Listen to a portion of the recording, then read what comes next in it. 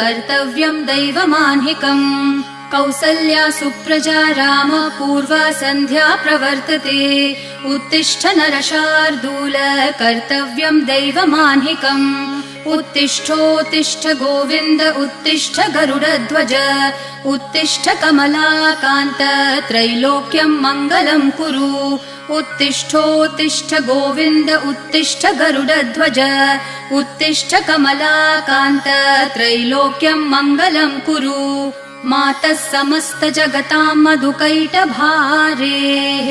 वक्षो विहारिणि मनोहर दिव्यमूर्ते